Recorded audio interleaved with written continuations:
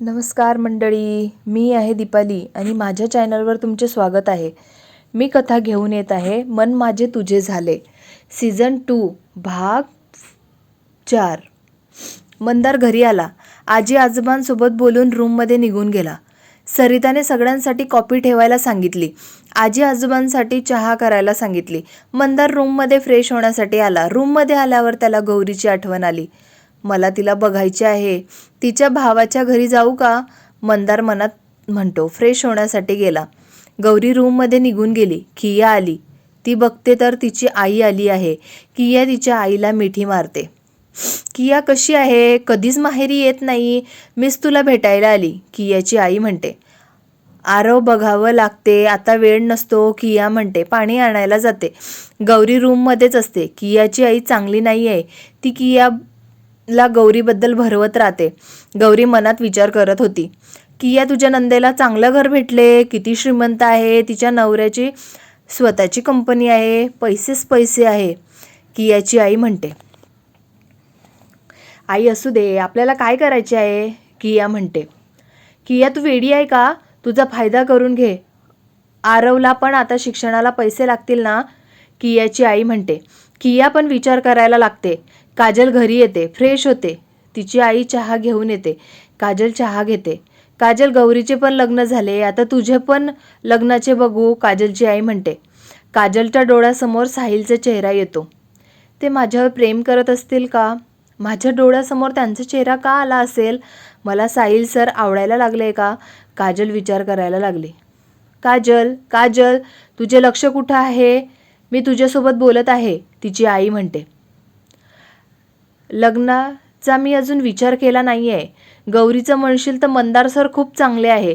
त्यांच्यासारखा कोणीच नाही. मला पण आता भेटला तर मी नक्कीच करेल, काजल म्हणते. तसं नाही मिळालं तर, तिची आई म्हणते. आई, अजून मी कोणताच विचार केला नाही आहे. मी गौरीला कॉल करते. लग्न झालं त्यानंतर तिच्यासोबत बोलणंच झालं नाही, काजल म्हणते. गौरी माहेरी आली आहे. किरण तिला सकाळीच घेऊन आला आहे, त्या म्हणतात. तिला भेटून येते, काजल म्हणते. आपल्याकडे चहाला गौरीला बोलव, त्या म्हणतात. तिला सांगते किया बयाला पण बघून येते, गौरीसोबत कशी वागत आहे, काजल म्हणते. तिथं बोलून येऊ नको, त्याने गौरीला त्रास होईल, तिची आई म्हणते.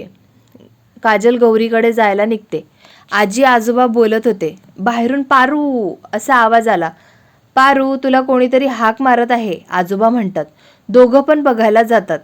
आजी बाहेर बघता तर त्यांची बहीण शांता असते. ही का आली आहे? किती वर्ष भारतात नव्हती.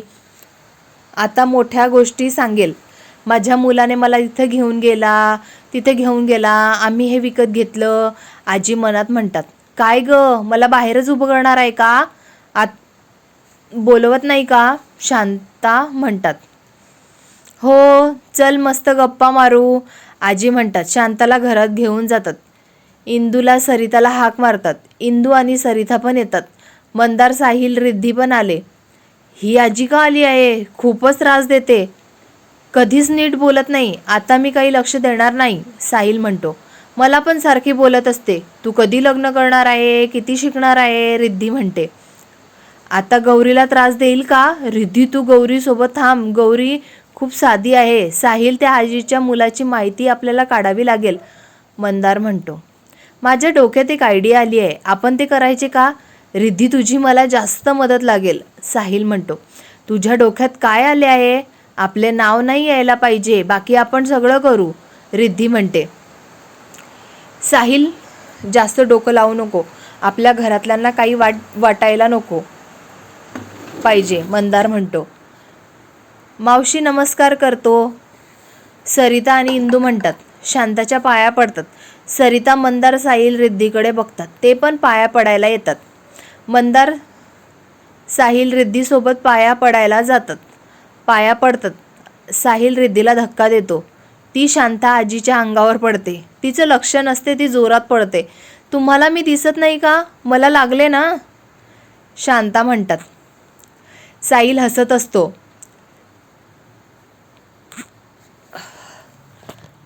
रिद्धी त्याच्याकडे रागात बघत असते. आजी शांता आजीला तिच्या रूममध्ये घेऊन जातात. साहिल रिद्धी मस्ती करत असतात. साहिल रिद्धीचे केस ओढतो. रिद्धी साहिलच्या मागे पळत जात असते. शांता आजी मध्ये येतात.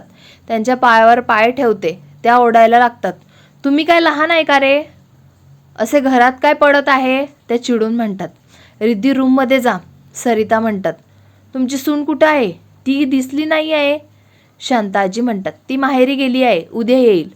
आजी म्हणतात. त्या काही बोलत नाही.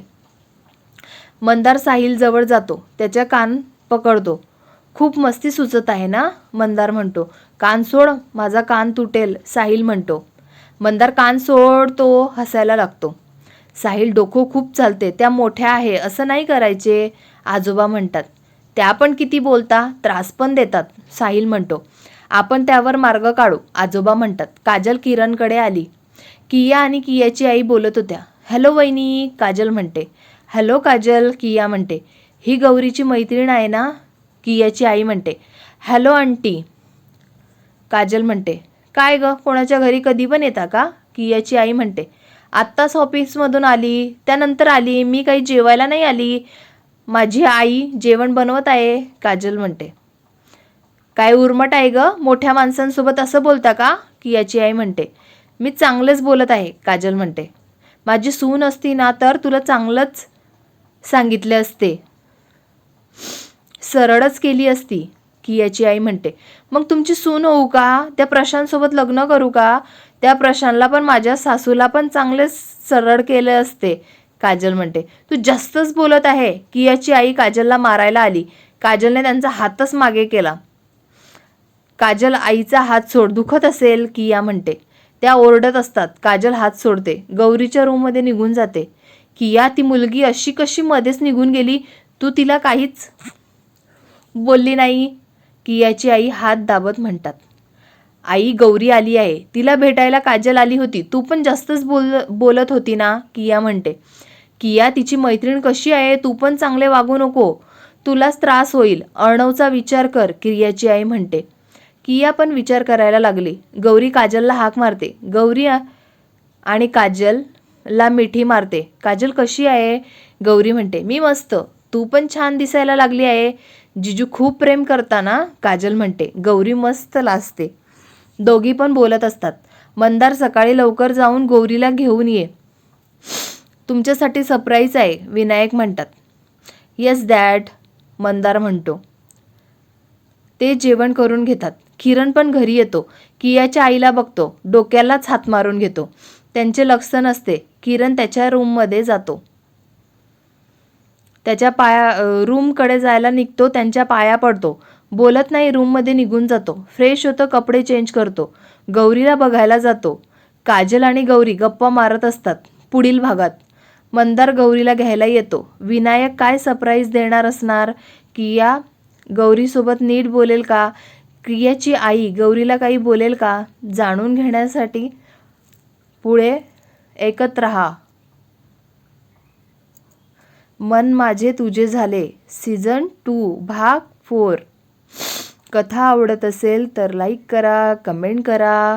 पुढील भाग ऐकायचा असेल तर सबस्क्राईब करा, मला सपोर्ट करा. धन्यवाद.